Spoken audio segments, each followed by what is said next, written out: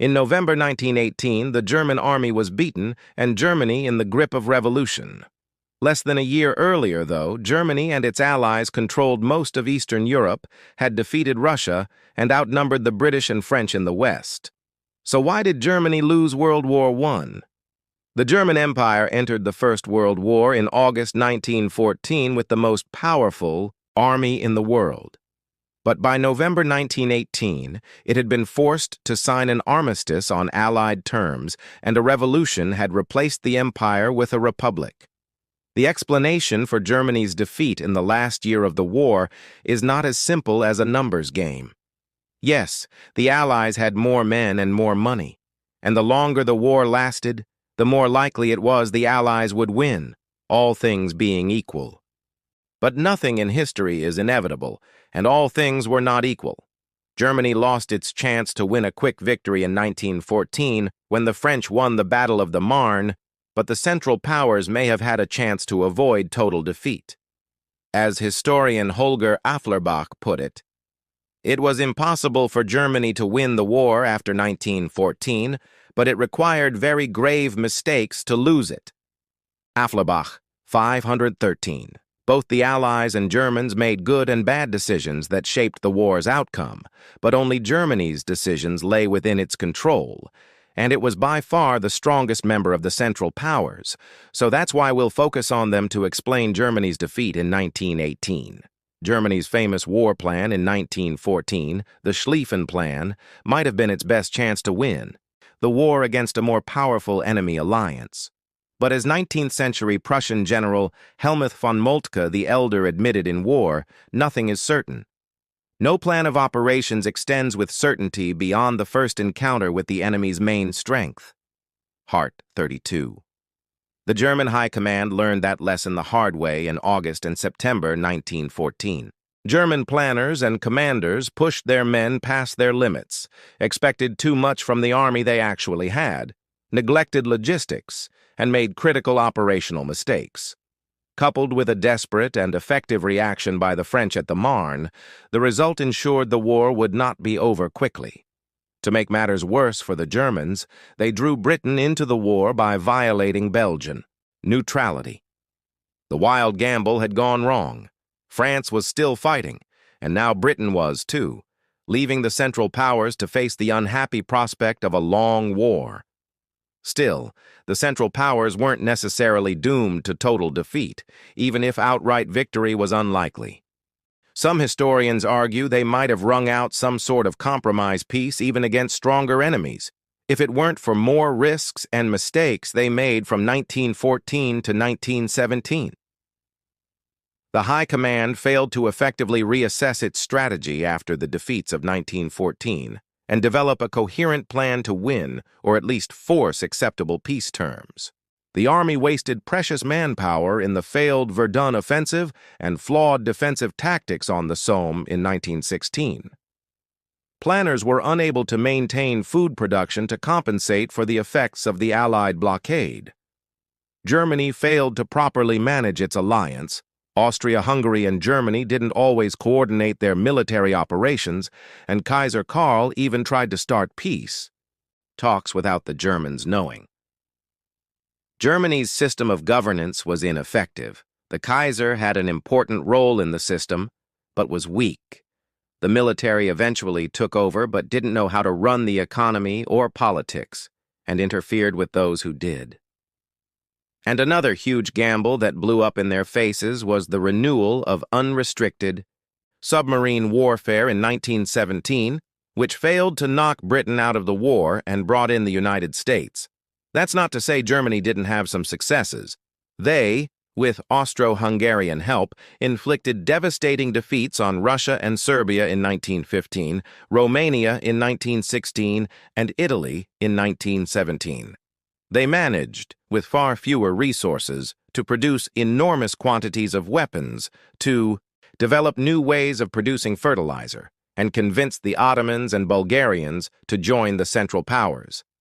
The Allies also made mistakes, of course, inefficient use of their greater resources, disastrous offensives in Lorraine and East Prussia in 1914, Gallipoli and Champagne in 1915, on the Somme in 1916, and in Flanders on the Chemin des Dames, and in the Kerensky Offensive in 1917.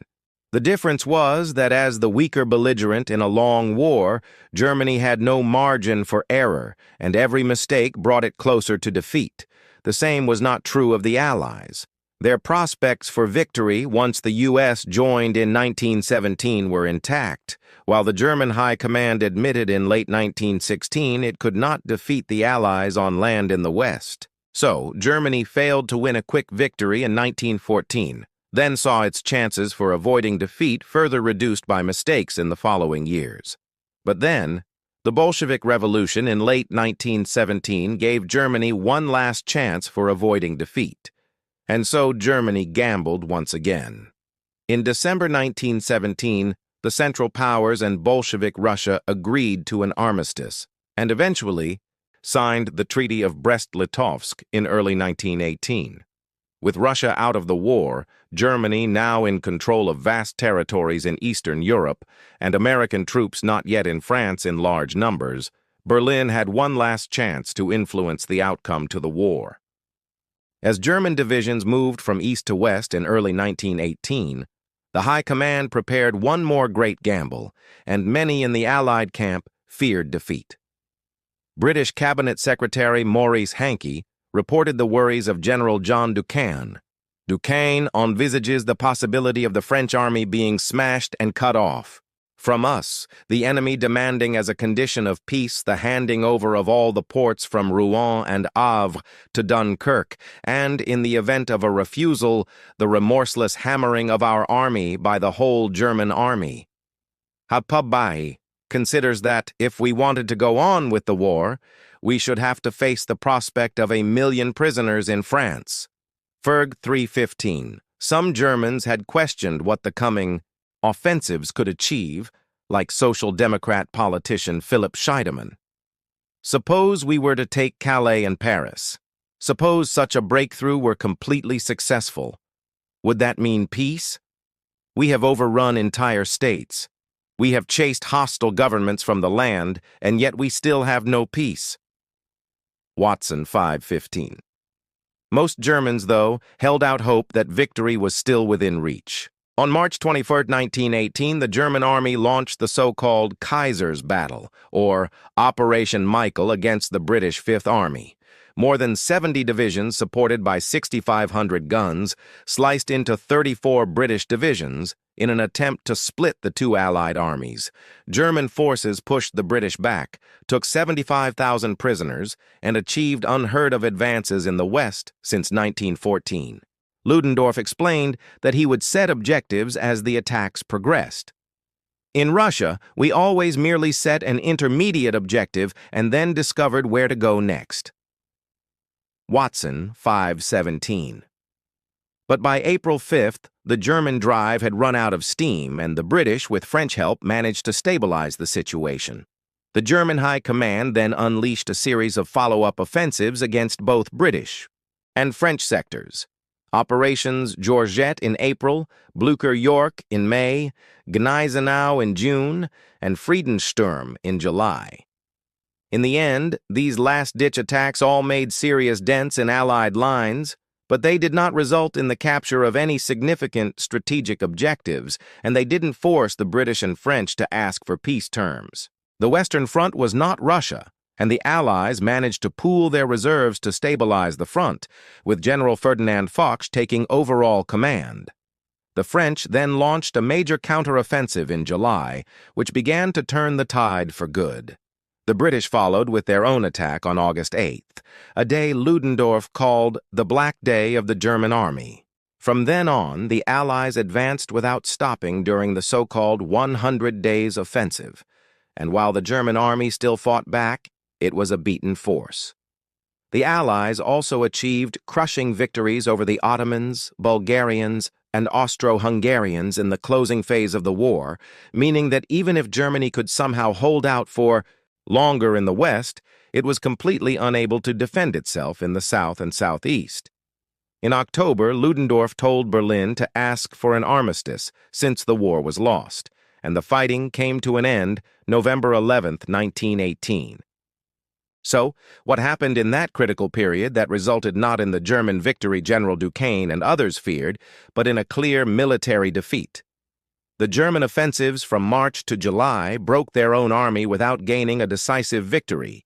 In March and April alone, they lost 280,000 casualties. By the end of July, the figure was 977,000, and the killed and wounded were disproportionately from Germany's best units, including the famous stormtroopers. German soldier Frederick Meisel described the heavy losses. French shells began to hit to the right and left of us, leaving human forms writhing in agony.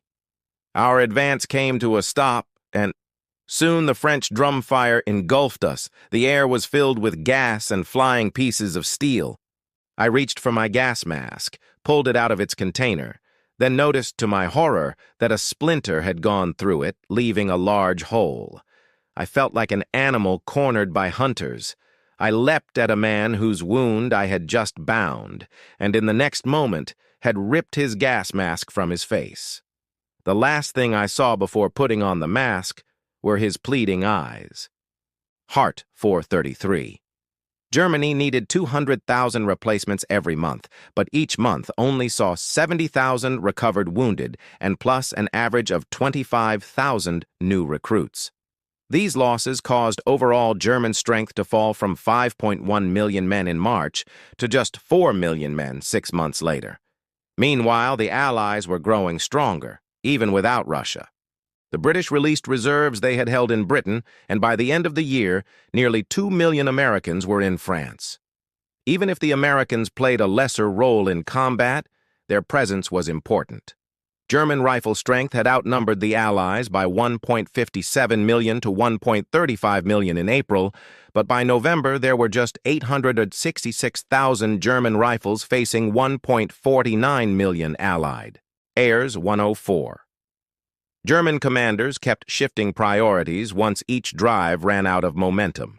If the Germans had taken rail hubs like Amiens or Hasbrouck, they could have seriously threatened Allied logistics. Major Wilhelm von Lieb was critical of the Army High Command, or OHL. OHL has changed direction. It has made its decisions according to the size of territorial gain, rather than operational goals. Keegan 404. The Germans had effective stormtrooper infantry tactics and innovative artillery tactics thanks to artillery officer Georg Bruckmüller, but they couldn't turn them into a campaign-winning strategy. The Allies, on the other hand, adapted and collaborated. When the German offensive threatened the Allied positions, the British government released reserves from the home front. The Americans, who had insisted until now on keeping their army together, agreed to lend out some of their divisions to the French and British. The French transferred forces to the British to stop Michael in March.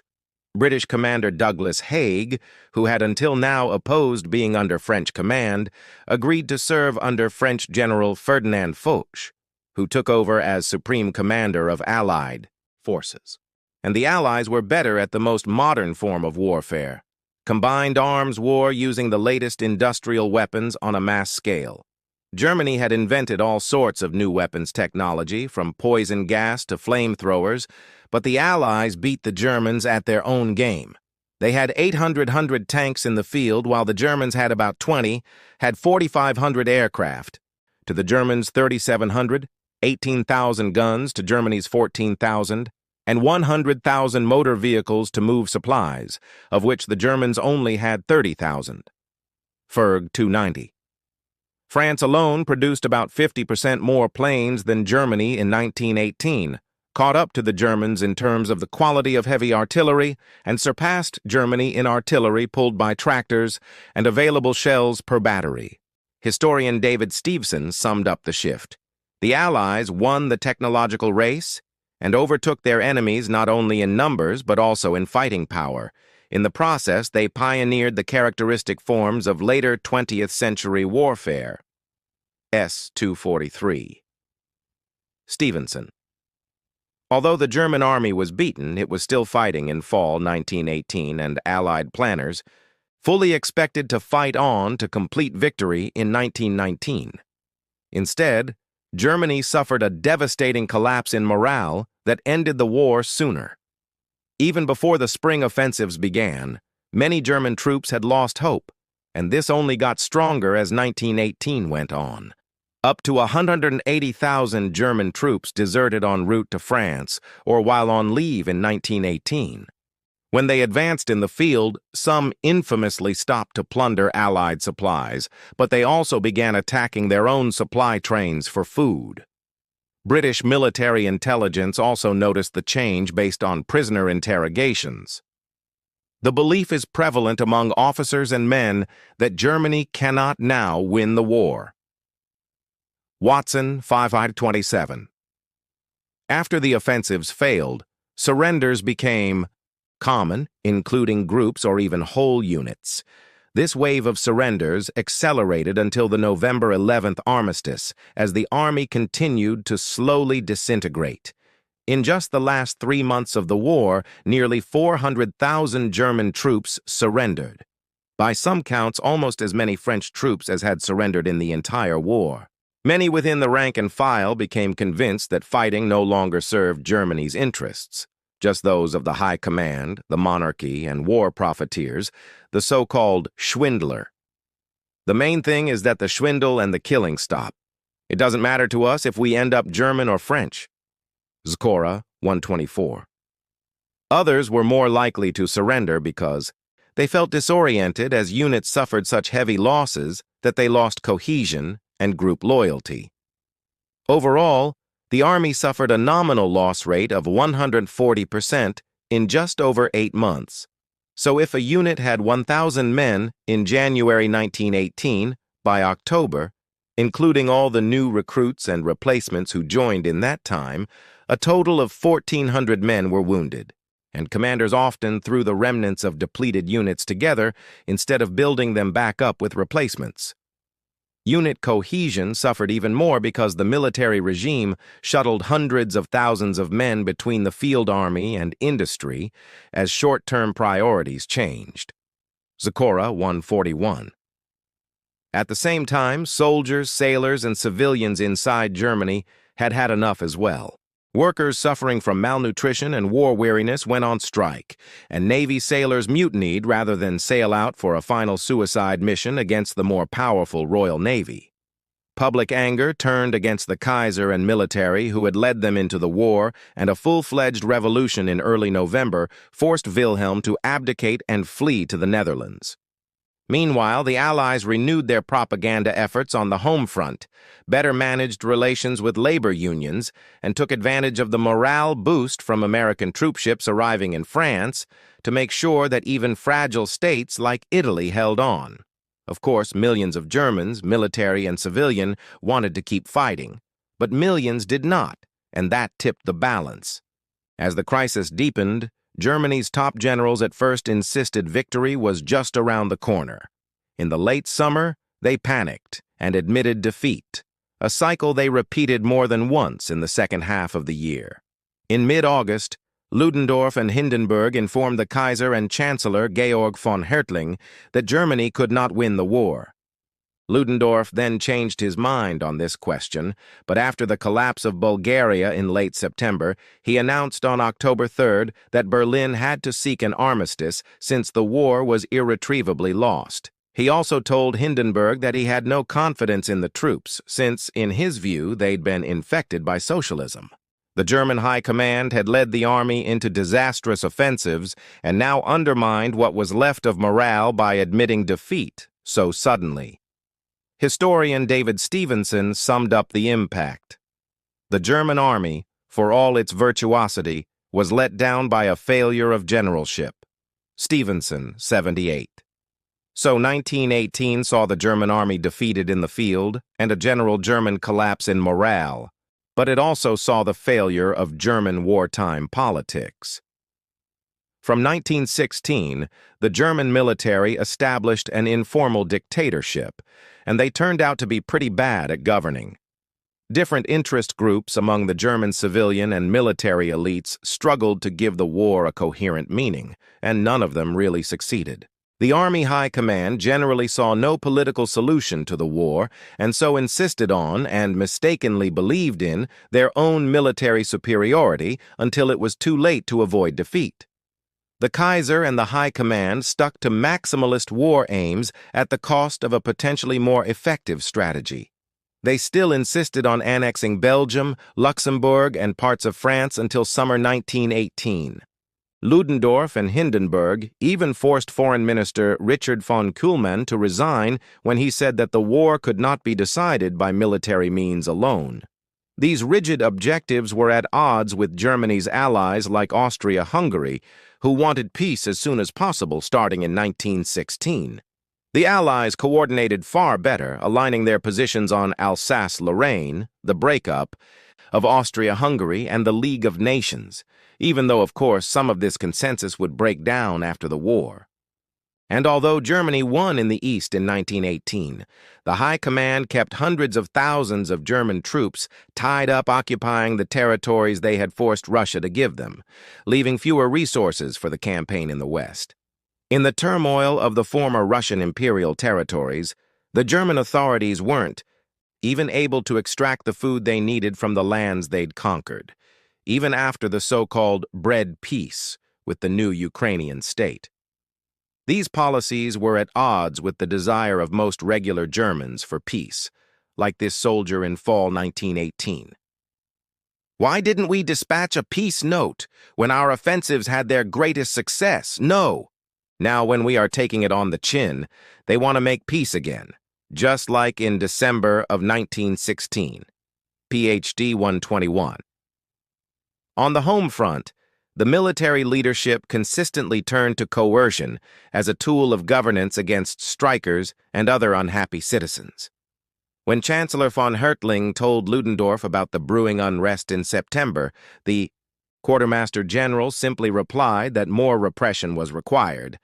Austria-Hungary did the same, constantly seeking to root out disloyal Slavs, executing thousands of its own Ukrainian citizens on suspicion of having Russian sympathies, and moving 7 divisions to the interior to keep order against roaming deserters. Germany also failed to react to crises and support its allies in 1918. Austria-Hungary was suffering from extreme hunger in the Austrian half of the empire, but what little food the Central Powers did get from Ukraine went mostly to Germany. Ludendorff famously had a breakdown when the Bulgarian front collapsed, since by gambling everything on the west and leaving large occupation forces in the east, Germany had nothing left to support the Austrians in Italy or the Bulgarians in the Balkans. The Allies, on the other hand, had leaders who were flawed but more legitimate and more representative of the men in the front lines and the people in the factories at home. President Wilson's message that the war was a crusade of democracy was more effective as a result. They also used their command of the sea and good relations with neutrals like the U.S. until 1917 and Argentina to help feed and fund the war effort, and, for example, support Italy and France in their worst moments of economic and military crisis. The German Empire waged a war of risks from 1914 to 1918, a war that ended in bitter defeat.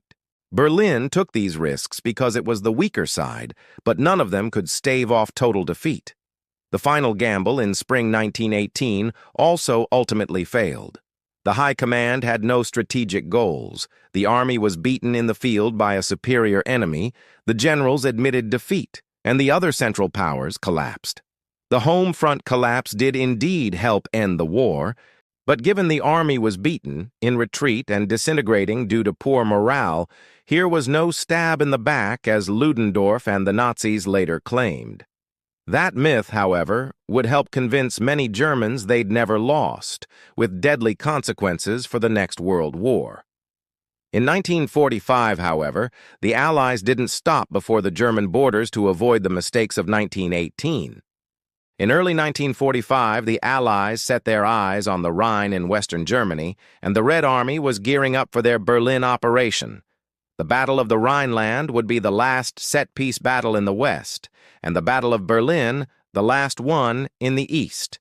Millions of Allied soldiers stood at the ready to bring the Third Reich to its knees, and the last German reserves would have to defend.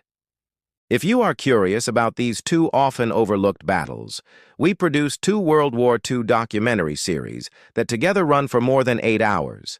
In Rhineland 45, we cover the battle for the Lower Rhine from the Reichswald at the border until the Allied crossing of the Rhine that involved the biggest single-day paratrooper landing of the entire war. In 16 Days in Berlin, we document the entire 2-week Battle of Berlin day by day.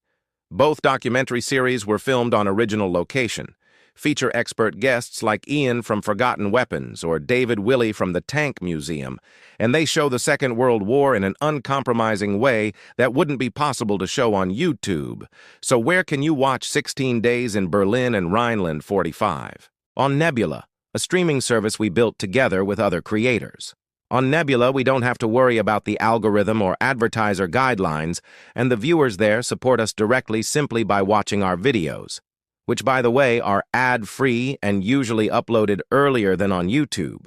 If you head over to Nebula, TV, the Greatware, and sign up, you can save 40% on an annual subscription right now and watch 16 Days in Berlin, Rhineland 45, or our brand new Nebula original series Red Atoms about the Soviet nuclear program. And that's not all. Apart from a growing number of Nebula originals, your subscription now also includes classes. In our newest class, I teach you everything about producing a great real-time history, documentary, and give you a glimpse behind the curtain of our production methods. That's Nebula, TV, the Greatware, for 40% off on annual subscriptions and supporting us at Real-Time History directly. As usually, you can find all the sources for this video in the description down below. If you want to watch some other World War I analysis videos of ours, check out the recent video about the downfall of the Imperial Russian Army, or another one about the Battle of Cambrai, where Germany learned the wrong lessons about tank warfare. If you are watching this video on Patreon or Nebula, thank you so much for the support. I am Jesse Alexander, and this is a production of Real-Time History, the only history channel that is also sick of the swindlers on YouTube.